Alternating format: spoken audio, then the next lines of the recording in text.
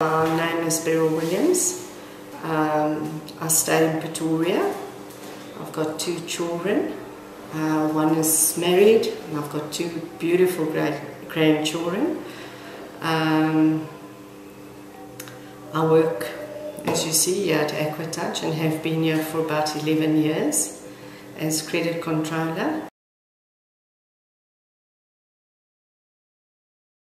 It was a devastating day. I went in for a regular mammogram checkup, and the guy said to me, when he came through to do the sonar, he said to me, I think there might be a problem. He said, I'm going to do a biopsy. He said, you'll either hear from me or you'll hear from your house doctor within 4 days. So I then thought, well, obviously there's something. Didn't fret too much about it right then. I got a phone call at about 2 o'clock that he wants to see me. And then I thought, well, this can only be bad news. Anyway, he's been our doctor for about 20 years and whatnot. And when he came in, he looked at me and he said, I haven't got good news for you. Anyway, he said to me, it's not a death threat. He referred me to Dr. Kochia Portugal. She's a breast oncologist, does just breast cancer. And she doesn't advocate that you have a mastectomy. She says that's not always the answer. Anyway, that was at the end of July.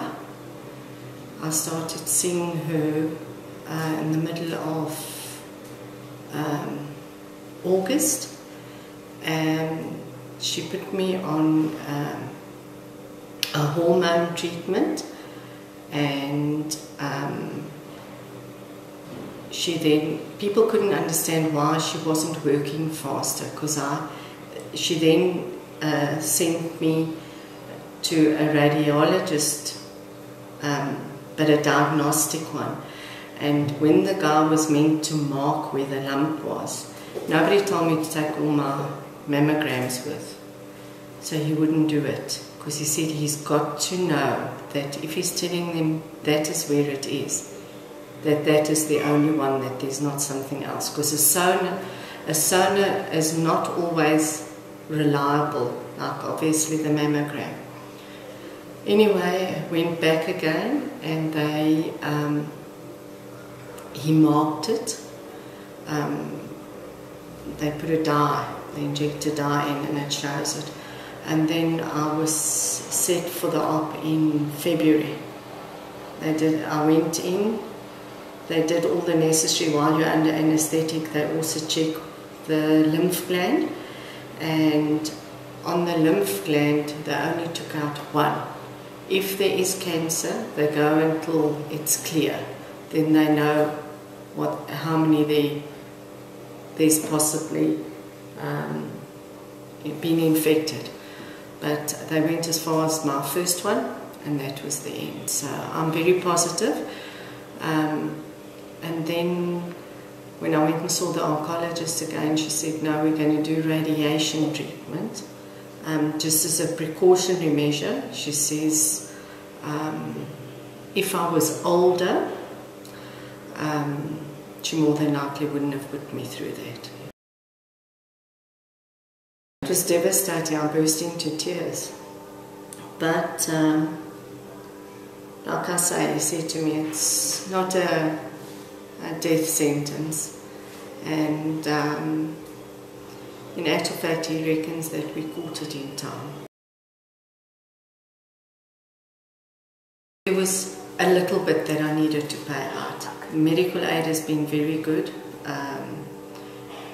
It was motivated by the oncologist, and so far, like I say, the majority has been paid.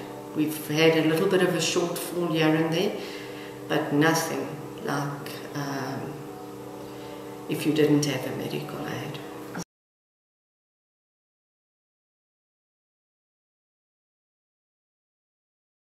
It was a very pleasant experience to deal with you.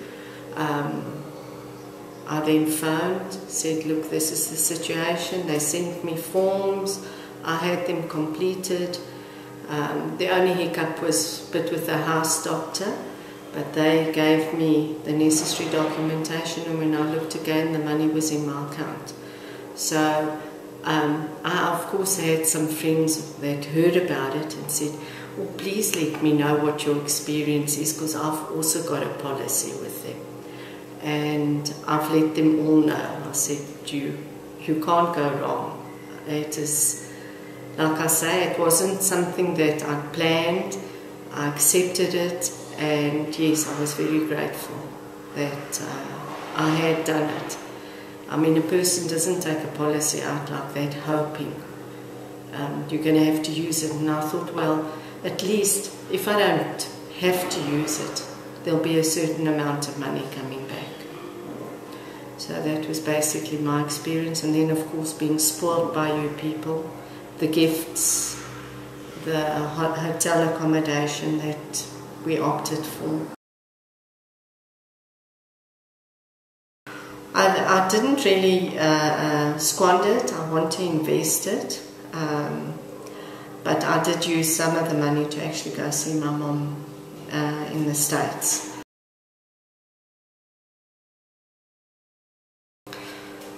Yeah, a person thinks, you always hear these stories and never realize that it can happen to you.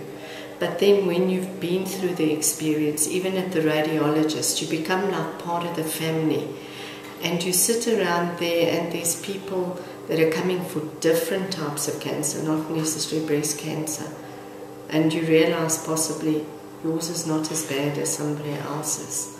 So, but yes, it's very important to look after yourself, to do your mammograms regularly, and if at any stage you have got any bumps or anything, it's not treated lightly, but actually go and have it seen to.